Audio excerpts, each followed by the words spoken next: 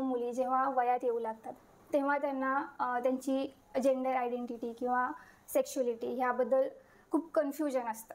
तर मग अशा वेळी नेमकं त्यांनी काय करावं? त्या व्यक्तीला लिंग परिवर्तनासाठी प्रॉपर सर्जरी करायची असेल किंवा ऑपरेशन करायचं असेल तर मग त्यांनी काय पूर्वतयारी करायला हवी? जर आम्ही खूप वेळा असं बघितलंय की आई-वडील जेव्हा त्यांना असं काही कळतं की माझा मुलगा किंवा मुलगी असं काही आहे, तर सगळ्यात पहिला प्रयत्न हा असतो की डॉक्टर तुम्ही काही गोळ्या औषधं ट्रीटमेंट करून त्यांचं मतपरिवर्तन नाही करू शकत का? ही जी कंडिशन आहे हा एक प्रकारचा मानसिक रोग आहे किंवा हा एक मानसिक आजार आहे. काहीतरी गोळ्या औषधं देऊन तुम्ही त्यांना ठीक करा, त्यांचा इलाज करा, की त्यांना हे प्लॅन्स ड्रॉप करायला सांगा. असे पर्सनल रिक्वेस्ट घेऊन आमच्याकडे पालक येतात. कधी असेही क्लायंट्स येतात जे 50 वर्ष, 55 आणि 60 वर्षाचे आहेत आणि ते लिटरली इकडे येऊन ओक्साबोक्शी रडतात की मला हे माहीत होतं माझ्याबद्दल, पण आईवडिलांना पटलं नाही किंवा आईवडिलांनी बाहेर काढायची धमकी दिली म्हणून मी असंच राहिलो. मी लग्नही केलं, मला मुलंही आहेत, पण आतून माझ्यामध्ये जी स्त्री आहे ती अजूनसुद्धा जिवंत आहे. टॉप सर्जरी करतात. टॉप सर्जरीमध्ये ब्रेस्ट इम्प्लांट्स असतात आणि बॉटम सर्जरी असेल तर बॉटम सर्जरीमध्ये वजायनोप्लास्टी होते. वजायनोप्लास्टी म्हणजे एक कृत्रिम योनी तयार केली जाते लिंगाच्या आणि वृषणाच्या स्किन बरोबर, आणि आतड्यांचा सुद्धा कधी कधी जर कमी पडलीच आतडी तर आतड्याचा सुद्धा एक छोटासा तुकडा घेऊन एक कृत्रिम योनी तयार केली जाते. सर्जरीनंतर जेव्हा ट्रान्समॅन, ट्रान्सवोमॅन असो किंवा तृतीयपंथी असो ते शारीरिक संबंध ठेवताना मग त्यांना कोणत्या अडचणी येतात? मध्ये जर बघितलं गेलं तर शारीरिक संबंध ठेवताना ऑब्व्हियसली लगेच नाही ठेवता येत. You can keep it after 2-3 months or something. आणि त्याच्यानंतर सुद्धा थोडासा त्रास होऊ शकतो कारण का ते व्यवस्थित स्ट्रेच होत नाही किंवा ते व्यवस्थित फिट होत नाही. तर त्यामुळे वेगळे वेगळे चॅलेंजेस असू शकतात.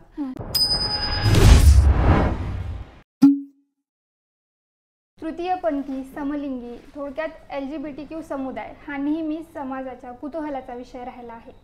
तृतीयपंथी लोकांचं आयुष्य कसं असतं, त्यांची शारीरिक रचना कशी असते, ते लोक कसे आयुष्य जगतात, त्यांच्या रोजगाराच्या साधनं काय असतात याबद्दल लोकांना नेहमीच जाणून घ्यायचं असतं.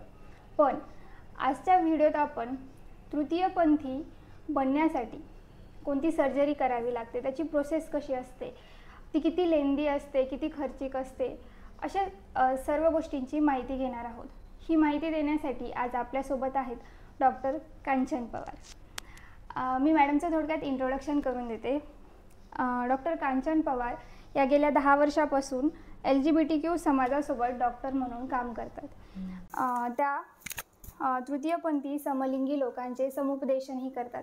याबरोबरच अलाय हार्ट या LGBTQ समुदायाच्या डिजिटल हेल्थ प्लॅटफॉर्मवर त्या मेडिकल ॲडवायझर म्हणूनही काम करतात. माझा सुरुवातीचा साधारण प्रश्न असा आहे की बऱ्याचदा मुलं मुली जेव्हा वयात येऊ लागतात तेव्हा त्यांना त्यांची जेंडर आयडेंटिटी किंवा सेक्शुअलिटी ह्याबद्दल खूप कन्फ्युजन असतं. तर मग अशा वेळी नेमकं त्यांनी काय करावं? खूप चांगला प्रश्न विचारला तुम्ही. ॲक्च्युली आमच्याकडे जे क्लायंट्स येतात ते टिपिकली 12व्या वर्षी 13व्या वर्षापासून हे प्रश्न त्यांना यायला लागतात किंवा थोडंसं त्यांना असं कळायला वाटतं की मी दुसऱ्यांपेक्षा वेगळा आहे किंवा मला जसं दुसरे जण रिॲक्ट करतायत. मुलं म्हणतात की त्यांना मुली आवडतात किंवा तसं मला वाटत नाही आहे किंवा मला दुसऱ्यांसारखे कपडे घालावेसे वाटत नाही आहेत. आणि ह्या सगळ्या इश्यूज त्यांना ओपनली कोणाबरोबर डिस्कस करता येत नाही. आणि हा जो मानसिक कोंडमारा आहे हा आयुष्यभर राहणारा कोंडमारा आहे.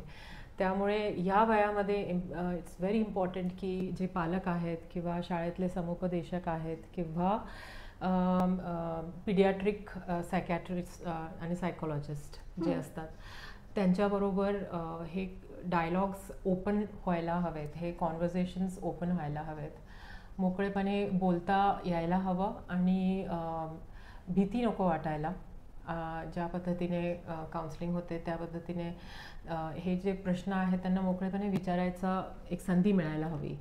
ती शाळेत मिळो किंवा घरी पालकांबरोबर मिळो किंवा फ्रेंड्सबरोबर. तर आय थिंक फ्रेंड्सपासून आणि Google is the last source of information actually. आजकाल तर ChatGPTवरच समुपदेशन होतं आणि काउन्सिलिंग होतं. पण एक LGBTQ किंवा फ्रेंडली काउन्सिलरची खूप गरज असते ह्या वयामध्ये. म्हणजे थोडक्यात मॅडम तुम्हाला असं म्हणायचं की समाज बदलत चाललाय, जसे की लोकांना आता शाळेमध्येच मुलांना मुलींना गुड टच बॅड टचचं जसं समुपदेशन मिळतं तसं या विषयावरही केलं गेलं पाहिजे. बरोबर? I think it's necessary. हो, गरज तर आहे. ओके. पण मॅम बऱ्याचदा कसं होतं की काही काही मुलं असतात ना, ती अशी मुलींसारखी हातवारी करतात किंवा चालताना त्यांची थोडी अशी ठुमकत चालतात किंवा मग लाजतात वगैरे. तर मग हे कशामुळं, म्हणजे ही एक वेगळी समस्या असते का मग त्याचा काही वेगळा संबंध असू शकतो? What you are saying basically is expression, की ते स्वतःला कसं एक्सप्रेस करतात.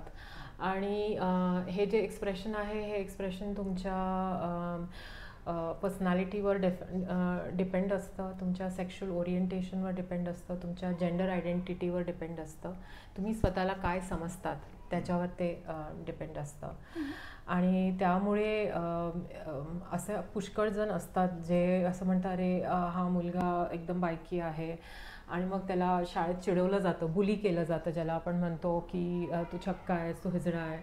आणि असं काही नसतं ॲक्च्युली. मे बी तो स्वतःला फक्त तसं वागतोय कारण का ही इज जस्ट गे, किंवा त्याला दुसरे मुलं आवडत असतील, त्याच्यामध्ये थोडासा एक कॉम्पोनंट आहे हे बिहेवियरचा जो थोडा फेमिनिन म्हणता येईल. पण हे जे सगळे बाहेरचे लेबल्स लावतात लोक, त्यामुळे त्या मुलाला अजून कन्फ्युजन होतं की मी नक्की आहे तरी काय, आणि हे मी असं आहे म्हणून मी छक्का आहे, किंवा मी ह्याच्यातला नाही आहे, किंवा आय एम गे. हे सगळे लेबल्स जे आहेत, इट इज व्हेरी इम्पॉर्टंट की तुम्ही हे एका प्रॉपर काउन्सिलरबरोबर डिस्कस करूनच तुम्ही स्वतःची ओळख डिफाईन केली पाहिजे. ओके.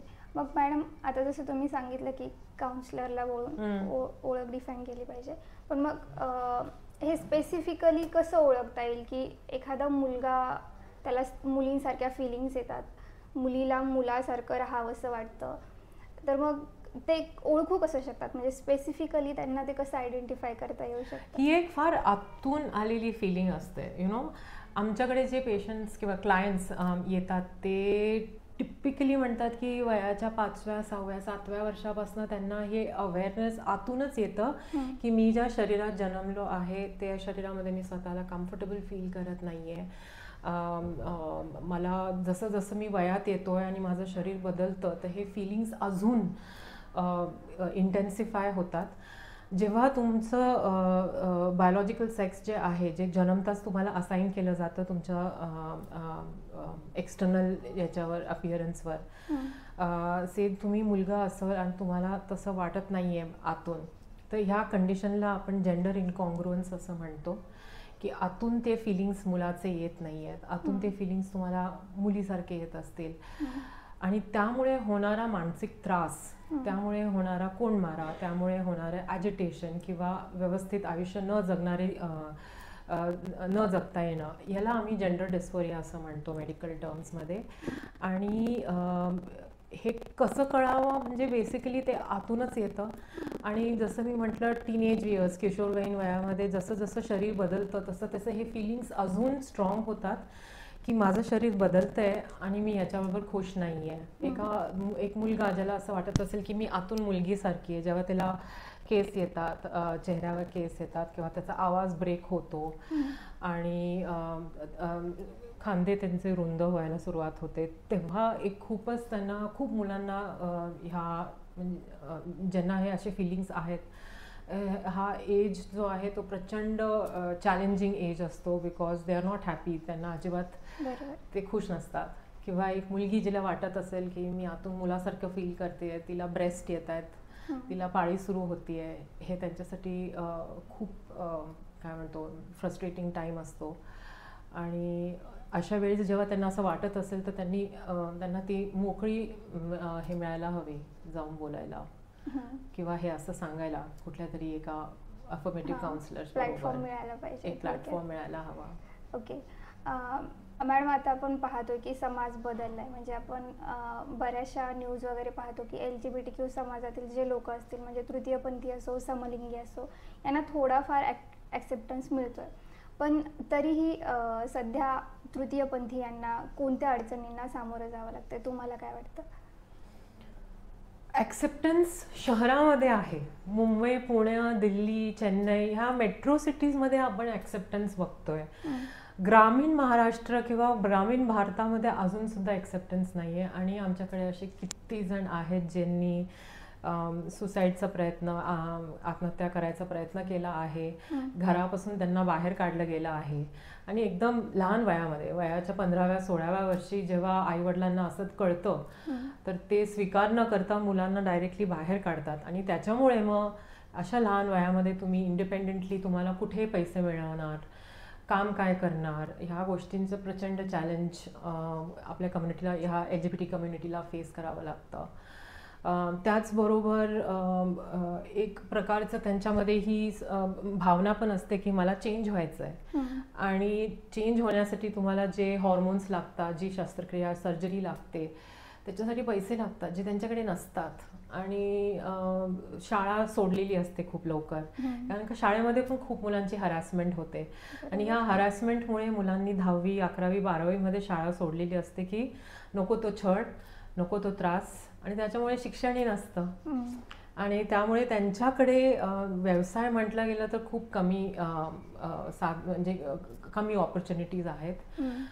शिक्षण नाही आहे, त्यामुळे घरचा पाठिंबा नसतो. पुष्कळ जण सेक्स वर्कमध्ये जातात, कारण का तेवढाच एक हे राहतो, आय मीन यू नो, रोजगाराचं एक एम्प्लॉयमेंट मेथड राहून जाते. आणि मग त्यामुळे तुम्हाला वेगवेगळे हेल्थ रिस्क पण, आरोग्य हेल्थ रिस्क पण घ्यावे लागतात. HIV आहे. ट्रान्सजेंडर कम्युनिटीमध्ये HIV चं प्रमाण नॉर्मल ॲव्हरेज पॉप्युलेशनपेक्षा ऑलमोस्ट 16 पटीने जास्त आहे. सो हे सगळे त्यांचे चॅलेंजेस आहेत. आणि मेन म्हणजे हे हॉर्मोन्ससाठी किंवा ह्या सर्जरीसाठी जे पैसे लागतात ते कर्ज घेतात मोठं, आणि आयुष्यभर ते कर्ज चुकवतात. तर त्याच्यामुळे पण खूप चॅलेंजेस येतात. मॅम, आता तुम्ही आव्हानांबद्दल सांगताना सर्जरीचा उल्लेख आला. जेव्हा एखाद्या व्यक्तीला तृतीयपंथी बनायचं असतं किंवा त्यांचं लिंग परिवर्तन करायचं असतं, त्यासाठी प्रॉपर एक सर्जरी असते, परंतु त्याबद्दल बऱ्याचशा लोकांना माहिती नसते किंवा त्याबद्दल कुणी सांगत नाही. म्हणून ते घाई गडबडीमध्ये किंवा पैशांच्या अभावामुळे इतरांचा ऐकून पिल्स घेणं, बाकी गोष्टी करतात. पण जर एखाद्या व्यक्तीला लिंग परिवर्तनासाठी प्रॉपर सर्जरी करायची असेल किंवा ऑपरेशन करायचं असेल, तर मग त्यांनी काय पूर्वतयारी करायला हवी? आत्ता सध्या जर बघितलं गेलं तर माहिती नसल्यामुळे खूप लोक स्वतःच गोळ्या घेतात, कुठलाही डोस घेतात. सर्जरी पण करायची असेल तर सर्जरी क्वॅक्सकडनं केली जाते जे क्वालिफाईड नाही आहेत, किंवा थोडक्यात केली जाते जिथे फक्त बाहेरचे जे ऑर्गन्स असतात, जेनेटल ऑर्गन्स, पीनस आहे, लिंग आणि टेस्टीज आहे, ते काढलं जातं. पण ॲक्च्युअल प्रोसेस आता डिफाईन्ड आहे. मी कमीत कमी 1 वर्ष हॉर्मोन्सवर राहायला हवं. हे हॉर्मोन्स म्हणजे इसेन्शियली अशा गोळ्या असतात किंवा इंजेक्शन्स असतात ज्याने तुमच्या शरीरामध्ये, फॉर एक्झाम्पल, जर तुम्ही मेल टू फिमेल ट्रान्झिशन होत असाल, जन्म तुमचा मुलगा म्हणून झालेला आहे पण तुम्ही फिमेल म्हणून आयुष्य जगायचे तुमची इच्छा, तर मेल टू फिमेल ट्रान्झिशनमध्ये तुमचे जे हॉर्मोन्स असतात शरीरातले, ते आपण सिसजेंडर बाया ज्या असतात त्यांच्यामध्ये, महिलांमध्ये जे हॉर्मोनचे लेवल्स असतात तोपर्यंत, त्या लेवलपर्यंत आपण ते हॉर्मोन्स आणतो. तर कमीत कमी 1 वर्ष हे हॉर्मोन्स घेतले पाहिजेत आणि मग त्यानंतर पुढे तुम्ही सर्जरीचा विचार केला पाहिजे. तर ह्या ज्या गोष्टी आहेत, आणि हॉर्मोन्स घेताना सुद्धा हे खूप गरजेचं आहे की तुम्ही ते डॉक्टरच्या सुपरविजनमध्ये ते हॉर्मोन्स घ्यायला हवेत, कारण का जास्त सुद्धा त्यांचं प्रमाण झालं तर त्याचे खूप साईड इफेक्ट्स असतात. आणि त्याची रेंज व्यवस्थित मेंटेन केली पाहिजे. आणि ते हॉर्मोन्स घेतल्याने जर काही साईड इफेक्ट्स होत असतील, काही दुसरे इफेक्ट्स होत असतील तर ते मॅनेज करता यायला पाहिजे. त्याच्यासाठी रेग्युलर फॉलोअप डॉक्टरबरोबर घेणं खूप गरजेचं आहे. तर इतकी सोपी नाही आहे ही प्रक्रिया, कॉम्प्लिकेटेड आहे. त्याच्यासाठी मानसिक तयारी पाहिजे, आर्थिक तयारी पाहिजे, आणि जे आपण म्हणतो एक सोशल सपोर्ट सिस्टम हवी. ती तुमची फ्रेंड्स असू शकते, तुमचे फॅमिली असू शकते, पण ती सोशल सपोर्ट सिस्टमसुद्धा लागते, कारण का हा टप्पा खूप मोठा आणि इरिव्हर्सिबल, परमनंट टप्पा असतो, चेंज असतो हा. तर त्याआधी ही सगळी तयारी केल्यानंतरच हा सर्जरीचा टप्पा स्टेप घ्यावी असं आम्ही नेहमी रेकमेंड करतो. अगदी बरोबर आहे. म्हणजे मॅडम आता तुम्ही जसं सांगितलं की सर्जरी पूर्वी फिजिकली ज्या गोष्टींची काळजी घ्यायला हवी त्या तर आहेतच, पण बऱ्याचदा पालकांना म्हणजे तयार करणं ह्या गोष्टीसाठी ते खूप अवघड जातं. मग अशा वेळी ॲज अ डॉक्टर म्हणून तुम्ही पालकांना काही सल्ले देता का, किंवा त्या सर्जरीसाठी तयार करण्यासाठी? खूप पालकांचा तर ह्या गोष्टीवर म्हणजे पालकांसाठी पण हा खूप मोठा शॉक आहे की माझा मुलगा किंवा माझी मुलगी असं काही कॉन्टम्प्लेट करतायत, असं काही विचार करतायत, आणि त्यांनाही समुपदेशनाची तेवढीच गरज आहे जेवढी की क्लायंटला. आणि जर परिवाराचा पाठिंबा असेल तर जी ताकद मिळते त्यांना, जी सपोर्ट मिळतो त्यांना, आणि जी पॉझिटिव्हिटी येते त्यांच्यामध्ये की हो माझे आईवडील माझ्या मागे खंबीरपणे उभे आहेत आणि माझा जो त्रास आहे ते समजून घेत आहेत आणि मला जे करायचं आहे त्याला ते सपोर्ट करतायत, त्याच्याने खूप माइंडसेट पॉझिटिव्ह राहते आणि चुकीच्या गोष्टी ज्या आपण म्हणतो त्या होत नाहीत. व्यवस्थित सर्जरी जर झाली तर ते व्यवस्थित आयुष्याला पण मार्गी लागतात, करिअर वगैरे सगळं करतात. फक्त त्यांना एक सोशल सपोर्ट सिस्टम लागते आणि त्यासाठी आईवडिलांचं काउन्सिलिंग करणं पण खूप गरजेचं आहे. जर आम्ही खूप वेळ असं बघितलंय की आईवडील जेव्हा त्यांना असं काही कळतं की माझा मुलगा किंवा मुलगी असं काही आहे, तर सगळ्यात पहिला प्रयत्न हा असतो की डॉक्टर तुम्ही काही गोळ्या औषधं ट्रीटमेंट करून त्यांचं मतपरिवर्तन नाही करू शकत का? ही जी कंडिशन आहे हा एक प्रकारचा मानसिक रोग आहे किंवा हा एक मानसिक आजार आहे. काहीतरी गोळ्या औषधं देऊन तुम्ही त्यांना ठीक करा, त्यांचा इलाज करा, की त्यांना हे प्लॅन्स ड्रॉप करायला सांगा, असे पर्सनल रिक्वेस्ट घेऊन आमच्याकडे पालक येतात. तर माझं फक्त एकच असतं की जर त्या व्यक्तीचं म्हणजे त्या पर्टिक्युलर बच्चूचं इव्हॅल्युएशन झालेलं आहे सायकॅट्रिस्टकडनं, सायकोलॉजिस्टकडनं, तर आणि त्यांना हे जेंडर इनकॉन्ग्रुअन्सचा जो आहे हा जो कंडिशन आहे, ही कंडिशन जर तुम्हाला मिळालेलं असेल तसं सर्टिफिकेट, तर ते व्यवस्थित सगळं विचारपूस केल्यानंतर, इंटरव्ह्यूज केल्यानंतर, असेसमेंट केल्यानंतरच केलं जातं. आणि जेंडर ओरिएंटेशन, आयडेंटिटी आणि सेक्शुअल ओरिएंटेशन हे तुम्हाला बदलता नाही येत.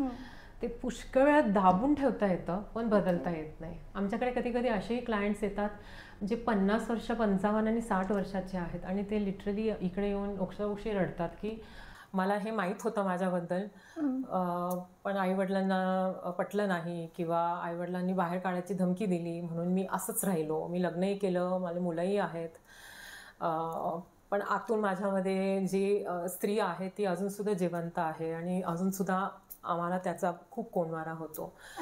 तर त्याच्यामुळे मी तर हेच म्हणेल की जर तुमचा मुलगा किंवा मुलगी येऊन तुम्हाला असं काही सांगतायत तर घाबरू नका किंवा मुलाला रागवू नका. त्यांना एक व्यवस्थित जी प्रोसेस आहे त्या प्रोसेसमध्ये तुम्ही त्यांची ट्रीटमेंट केली आणि त्यांना मदत केला तर खूप फरक पडतो. ओके. मग मॅम ही जी लिंग परिवर्तनाची सर्जरी आहे किंवा ऑपरेशन आहे त्याला काही एज लिमिट असतं का? म्हणजे या वयातच करू शकतो? आता जसं तुम्ही सांगितलं काही जण 50 नंतर सुद्धा. नॉर्मली यंग असताना तुम्ही कुठलीही सर्जरी टॉलरेट करू शकतात.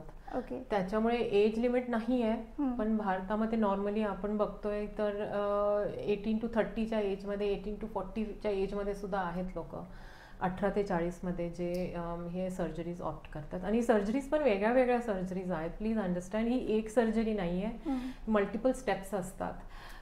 ज्याला आपण म्हणतो की 1-1.5 वर्ष हॉर्मोन्स घेतल्यानंतर मग तुम्ही ठरवताय की तुम्हाला टॉप सर्जरी करायची आहे, बॉटम सर्जरी. टॉप सर्जरी म्हणजे एक तर तुम्हाला इम्प्लांट्स बसवायचे आहेत का तुम्हाला ब्रेस्ट काढायची आहे, ती एक सर्जरी असते. मग एक बॉटम सर्जरी असते ज्याने करून तुम्ही जे तुमचे जेनायटल ऑर्गन्स आहेत ते चेंज करू शकतात.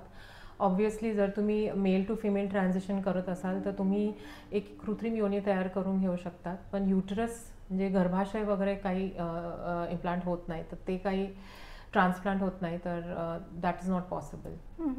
तर ती सर्जरीची पण तुम्हाला प्लॅनिंग करावी लागते. ओके. मग मॅम आणि मग त्याच्यानंतर चेहऱ्याची पण सर्जरी असते. कारण का जर तुमचं वय 18च्या पुढे गेलं असेल तर जो हॉर्मोन असतो टेस्टोस्टेरोन त्याच्यावर तुमच्या चेहऱ्यावर पण फरक पडतो. ती सुद्धा ज्याला आपण फेशियल फेमिनायझेशन सर्जरी असं म्हणतो, की जेणेकरून चेहरा तुमचा जास्त फेमिनिन दिसायला हवा. त्याच्यासाठी पण वेगळ्या वेगळ्या सर्जिकल प्रोसिजर्स असतात. तर ओव्हरऑल जर बघितलं गेलं तर ट्रान्झिशन टाईम तर almost it can be anything between, it starts at 2 years and can go on to 5 to 6 years. प्रत्येकजण आपल्या ऐपतीप्रमाणे ती सर्जरी करतं. ओके. मग मॅम, तुम्ही ज्या सर्जरींचा उल्लेख केला, टॉप सर्जरी आणि बॉटम सर्जरी, त्याबद्दल थोडं आणखी डिटेल सांगाल? सो मेल टू फिमेल जर ट्रान्झिशन असेल तर आम्ही म्हणतोय की 1.5 वर्ष तुम्ही हॉर्मोन्स घ्या, 2 वर्ष हॉर्मोन्स घ्या आणि त्यानंतर मग तुम्ही ठरवा की तुम्ही खरंच तुम्हाला सर्जरी करायची आहे का नाही. आणि याचा अर्थ की हे प्रत्येकजण स्वतःसाठी डिसाईड करतं की आम्हाला ही सर्जरी हवी आहे आणि कुठल्या डिग्रीपर्यंत आपण जाऊ शकतो. आणि त्याच्यासाठी मग तुम्ही फॉर एक्झाम्पल टॉप सर्जरी करतात. टॉप सर्जरीमध्ये ब्रेस्ट इम्प्लांट्स असतात. आणि बॉटम सर्जरी असेल तर बॉटम सर्जरीमध्ये वजायनोप्लास्टी होते. वजायनोप्लास्टी म्हणजे एक कृत्रिम योनी तयार केली जाते लिंगाच्या आणि वृषणाच्या स्किन बरोबर. आणि आतड्यांचा सुद्धा कधी कधी जर कमी पडलीच आतडी तर आतड्याचा सुद्धा एक छोटासा तुकडा घेऊन एक कृत्रिम योनी तयार केली जाते.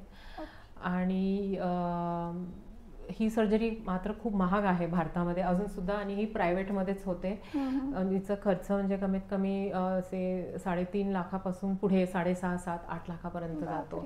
त्यामुळे खूप खूप कमी लोक आहेत जी हे सर्जरी अफोर्ड करू शकतात, ज्यांना हे परवडतं. आणि बाकी जण जे आहेत मग ते त्यांच्या ऐपतीप्रमाणे सर्जरीज ठरवतात त्यांना कुठली हवी आहे. मॅम, एखादा ट्रान्स मॅन किंवा ट्रान्स वुमॅन असेल तर ते जेव्हा अशा प्रकारची सर्जरी करतात तर मग तेव्हा त्यांचे जे पार्ट्स असतात, म्हणजे आपण ब्रेस्ट पकडूया किंवा वजायना, पीनस असो, तर ते दोन्ही बदललं जातं का तो त्यांचा निर्णय असतो? तो त्यांचा निर्णय असतो. जसं मी म्हटले की पहिले म्हणजे नॉट नेसेसरी की प्रत्येकजण जो स्वतःला ट्रान्सजेंडर म्हणून आयडेंटिफाय करतो ते ऑपरेशन करतात. नॉट नेसेसरी, हे काही गरजेचं नाही आहे. ते ॲज आय सेड की त्यांचं मानसिक तयारी, आर्थिक तयारी, त्यांना पाठिंबा काय आहे ह्या सगळ्या गोष्टींवर डिपेंड आहे. अँड मोस्ट इम्पॉर्टंटली त्यांना स्वतःला काय हवं आहे त्याच्यावर डिपेंड आहे.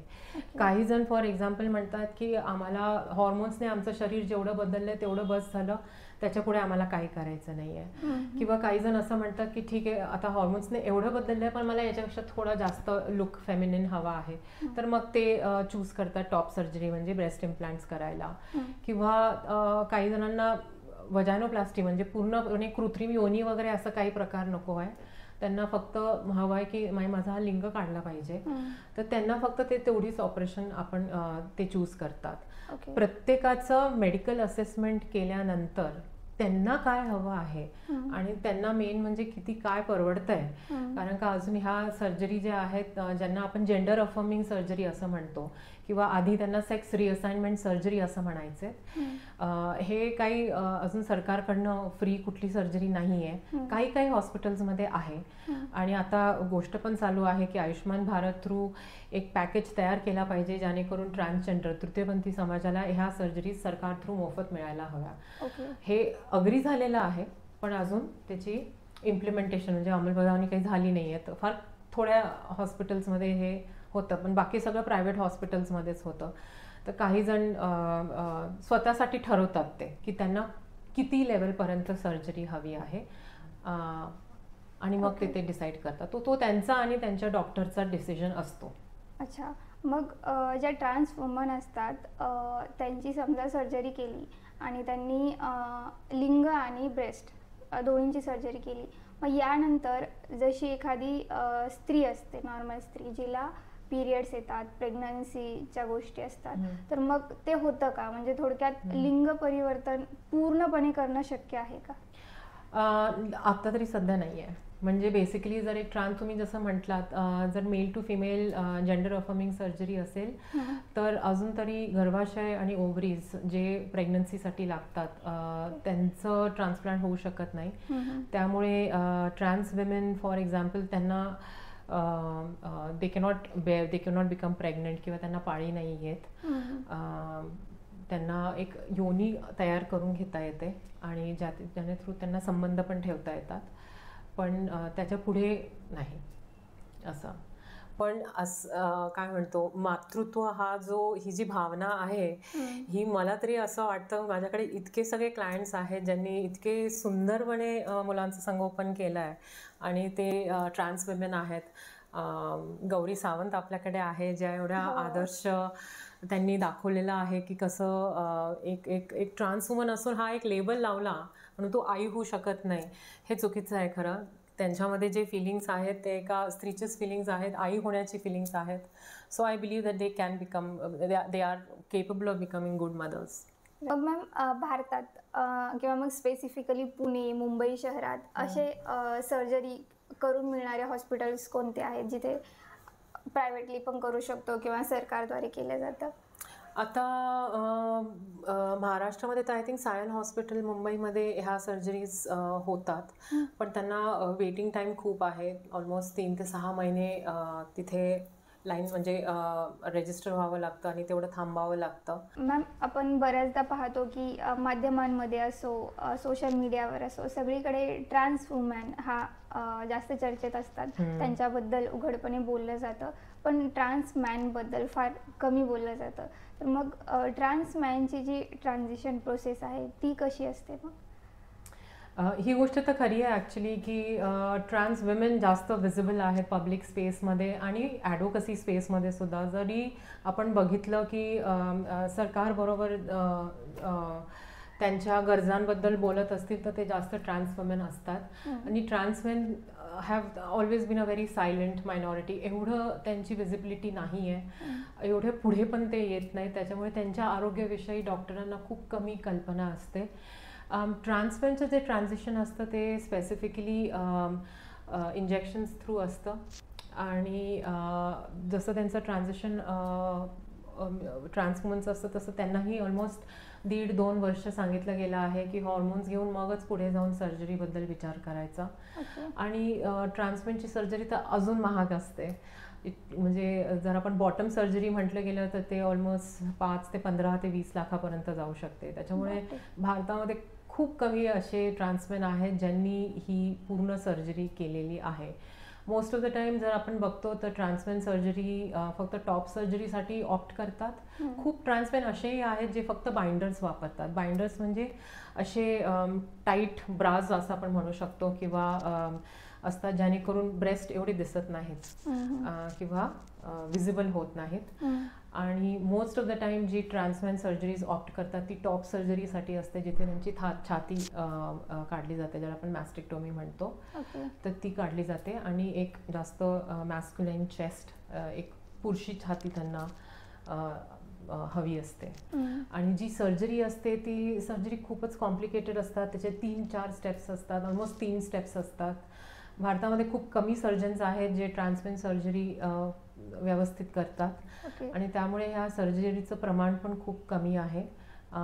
पण आता त्याच्यावर डॉक्टर्स पण काम करतायत आणि शिकतायत. For example AIIMS New Delhi, जे भारताची नंबर 1 टर्शरी केअर युनिट आहे, तिथे centre of excellence for transgender health असं डिपार्टमेंट उघडलं गेलं आहे आणि ह्या सेंटर थ्रू डॉक्टर्सला पण शिकवलं जात आहे. म्हणजे प्लास्टिक सर्जन्सला, एंडोक्रिनॉलॉजिस्टला म्हणजे जे हॉर्मोन्सची ट्रीटमेंट देतात, प्लास्टिक सर्जन्सला की ही शस्त्रक्रिया कशी करायची आणि आंतरराष्ट्रीय एक्सपर्ट्स आणून त्यांना शिकवलं जात आहे, जेणेकरून जास्त डॉक्टर्स ही सर्जरी व्यवस्थित कॉन्फिडेंटली करू शकतील. पण आणि ट्रान्समेन सर्जरीसुद्धा त्याचे मल्टिपल लेवल्स असतात. त्याच्यामुळे काउन्सलिंग आणि एक्सपेक्टेशन सेटिंग की तुम्ही ह्या सर्जरीपासून तुम्हाला काय अपेक्षित आहे आणि तुम्हाला काय मिळू शकतं, हे डिस्कशन्स करणं खूप गरजेचं असतं. ओके. मग मॅम, जेव्हा एखादी स्त्री ट्रान्स मॅन बनते तेव्हा मग या सर्जरीनंतर जसे की तुम्ही सांगितलं हार्मोनल चेंजेस वगैरे केले जातात तिच्यामध्ये, तर मग त्यांना पुरुषांप्रमाणे दाढी मिशा? हो, आधी सर्जरी नाही होत, आधी हॉर्मोन्स होतात आणि हे हॉर्मोन्स घेतल्याने त्यांना दाढी मिशा येतात. या आवाज पण त्यांचा बदलतो. त्यांच्यामध्ये पण हा प्रॉब्लेम होतो की जे ओव्ह्युलेशन आपण म्हणतो, शरीरात जे अंड तयार होतं, ही प्रक्रिया बंद होते. त्यामुळे सगळ्या ट्रान्समेन असो ट्रान्स वुमेन असो, त्यांच्याबरोबर डॉक्टर्सने हा डिस्कशन केला पाहिजे की ह्या हॉर्मोन्स घेतल्याने किंवा ही शस्त्रक्रिया केल्याने तुमच्या रिप्रोडक्टिव्ह पोटेन्शियल, म्हणजे तुम्हाला जर मुलं हवी असतील तुमचे स्वतःचे, तर ते पॉसिबल नाही आहे, तर त्याच्या आधी तुम्ही तुमचे स्पर्म म्हणजे शुक्राणू किंवा एग्ज म्हणजे तुम्ही प्रिझर्व करू शकता, जेणेकरून पुढे जाऊन अच्छा, म्हणजे एखादी स्त्री जेव्हा ट्रान्समॅन बनते त्यानंतर ती प्रेग्नेंट नाही राहू शकत थोडक्यात? जर ती हॉर्मोन्स रेग्युलरली घेत असेल आणि जर तिने बॉटम सर्जरी केली असेल ज्याच्यामध्ये गर्भाशयाचं ऑपरेशन झालं असेल, तर मग तिला दिवस नाही राहू शकत. ओके.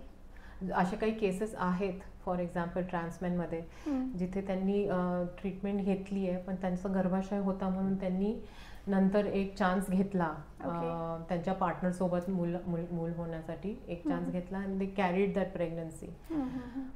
हो, आय थिंक केरळमध्ये एक केस आहे, परदेशात पण असे केसेस आहेत. पण टिपिकली जेव्हा तुम्ही हॉर्मोन्स रेग्युलरली घेत असाल 6 महिने 1 वर्ष, तर हळूहळू तुमच्या शरीरामध्ये जे अंडे तयार होतात त्यांची प्रक्रिया बंद होते.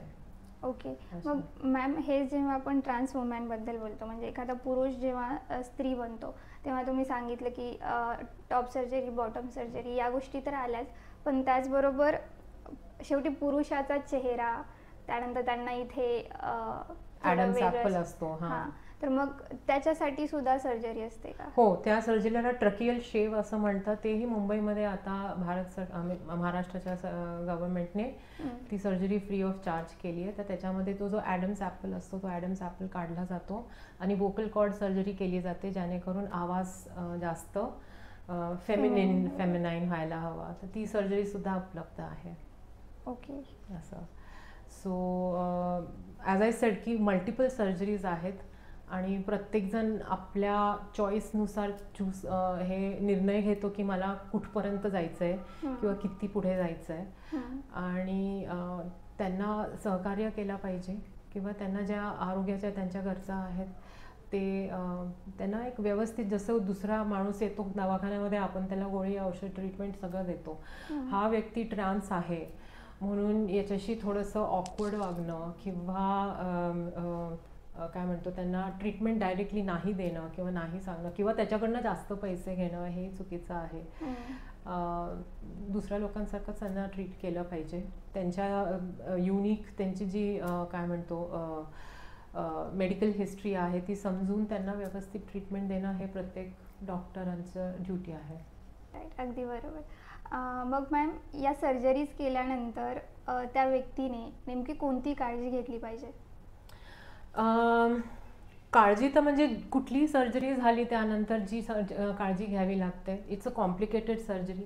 त्याच्यामुळे त्यानंतरचे 2 ते 3 महिने घरी राहून हायजीन, स्वच्छता, व्यवस्थित आहार, डॉक्टरांनी लिहिलेले सगळे इन्स्ट्रक्शन्स पाळणे, ते तुमचे डाएटचे असो किंवा तुम्हाला जे डायलेटर्स दिले जातात ते व्यवस्थित वापरणं, ह्या सगळ्या गोष्टी जर तुम्ही व्यवस्थित पाळल्या तर कॉम्प्लिकेशन्स येत नाहीत. कारण का ही शेवटी तुम्ही एक ट्यूब तयार केलेली आहे ना, योनी म्हणजे, तर ती चिटकायला नको, ती पेटंट राहायला हवी. त्याच्यासाठी डॉक्टरांनी सांगितलेले सगळे जे इन्स्ट्रक्शन्स आहेत ते तुम्ही व्यवस्थित पाळायला हवे. आणि ट्रान्समेन सर्जरीज पण कॉम्प्लिकेटेड असतात, तर ट्रान्समेनसाठी तर तेवढ्याच काळजी घेणं गरजेचं असतं. ओके. मग या ज्या सर्जरीज असतात, म्हणजे तुम्ही सांगितलं भरपूर सर्जरी आहे जसं की टॉप बॉटम, त्यानंतर फेस सर्जरी वगैरे, तर मग यांचे काही साईड इफेक्ट होऊ शकतात का? Side effects in the sense की जे टिपिकली त्या प्रोसिजरबरोबर असतात साईड इफेक्ट्स, इन्फेक्शन असू शकतं नंतर, किंवा लघवीमध्ये कधी कधी त्रास होतो जर सर्जरी बरोबर झाली नाही किंवा सर्जरीच्या नंतरची काळजी व्यवस्थित घेतली नाही तर लघवीच्या मार्गाचे इन्फेक्शन्स होऊ शकतात. त्यानंतर कॉम्प्लिकेशन्स म्हणजे ती ट्यूब परत एकदा बंद होऊ शकते किंवा सील होऊन जाऊ शकते, मग ते ऑपरेशन करण्याचा काही फायदा होत नाही असं, किंवा रप्चर होऊन जातं, आतूनच टाके निघून जातात, त्याच्यामुळे ती काळजी घेणं गरजेचं असतं. ओके. किंवा इम्प्लांट रप्चर होऊ शकतं, पण ते तर कोणीही इम्प्लांट बसवलं तर त्यांना तो प्रॉब्लेम येऊ शकतो असा. मग मॅम, सर्जरीनंतर जेव्हा ट्रान्समॅन, ट्रान्सवुमॅन असो किंवा तृतीयपंथी असो, ते शारीरिक संबंध ठेवताना मग त्यांना कोणत्या अडचणी येतात? शारीरिक संबंध ठेवताना बेसिकली सेन्सेशन असतं. ट्रान्स वुमनमध्ये जर बघितलं गेलं तर शारीरिक संबंध ठेवताना ऑब्व्हियसली लगेच नाही ठेवता येत. You can keep it after 2-3 months or something. आणि त्याच्यानंतर सुद्धा थोडासा त्रास होऊ शकतो, कारण का ते व्यवस्थित स्ट्रेच होत नाही किंवा ते व्यवस्थित फिट होत नाही. तर त्यामुळे वेगळे वेगळे चॅलेंजेस असू शकतात. काही जण कंप्लेंट करतात की योनी जसं नॉर्मली ल्युब्रिकेट होते किंवा तिथून आतून हे होतं, ल्युब्रिकेशन होतं, तर ही याच्यामध्ये एवढं लुब्रिकेशन होत नाही. तर आपल्याला त्यांना जेल वापरावा लागतो संबंध ठेवण्यासाठी, की जास्त घर्षण होणार नाही किंवा जास्त त्रास नको व्हायला, दुखायला नको म्हणून असं. तर असे जे ऑपरेशन्स आहेत त्याचे अलीकडे भारतात म्हणजे प्रमाण वाढलंय का, तुम्हाला काय वाटतं? आय थिंक प्रमाण वाढल्यापेक्षा हे ऑपरेशन्स होत होते, पण एवढ्या पब्लिसिटी नव्हती. 2019 मध्ये जो ट्रान्सजेंडर प्रोटेक्शन ॲक्ट हा जो रिलीज झाला, त्याच्यामध्ये it was very clearly specified की सरकारने ह्या समाजासाठी जे सर्जरीज आहेत, ज्या आरोग्य सेवा गरजेच्या आहेत, ते पुरवणं हे त्यांनी बांधील केलं आहे. आणि त्यासाठी आता सरकार ॲक्टिवली गव्हर्नमेंट बघते की ह्या सगळ्या सर्जरीज त्यांना कशा उपलब्ध करून द्यायच्या आहेत. आणि ओपननेस आलेला आहे एक प्रकारचा, डायलॉग करण्यासाठी किंवा पुढे येऊन सांगण्यासाठी की आय एम फ्री, मला असे फिलिंग्स आहेत आणि मला ट्रान्झिशन व्हायचं आहे. तर हे एक प्रकारचं मागच्या 7-8 वर्षापासून जे ओपननेस आलं आहे, त्यामुळे मग ह्या सर्जरीजबद्दल डिस्कशन पण खूप होत आहे. आणि डॉक्टर्स पण ह्या सर्जरीज ओपनली ऑफर करायला लागले आहेत. आधी म्हणजे हे फार सगळं खूप सिक्रेटिव्ह होत होतं, कोणी जास्त बोलायचं नाही किंवा जे व्हायचं ते खूप गुपित पद्धतीने व्हायचं आहे. पण आता ओपन चर्चा होतीये, which is a good thing I believe. तर अशा प्रकारे डॉक्टर कांचन पवार यांनी आपल्याला लिंग परिवर्तनाची प्रक्रिया कशी असते, त्याच्या स्टेप्स काय आहेत, त्याची पूर्वतयारी, त्यानंतर सर्जरी केल्यानंतर कोणती काळजी घेतली पाहिजे, याबद्दलची खूप चांगली माहिती दिलेली आहे. तर अशाच विषयांसाठी आझाद मराठीच्या यूट्यूब चॅनलला फॉलो करा आणि व्हिडिओ लाईक करून शेअर करायला विसरू नका. धन्यवाद.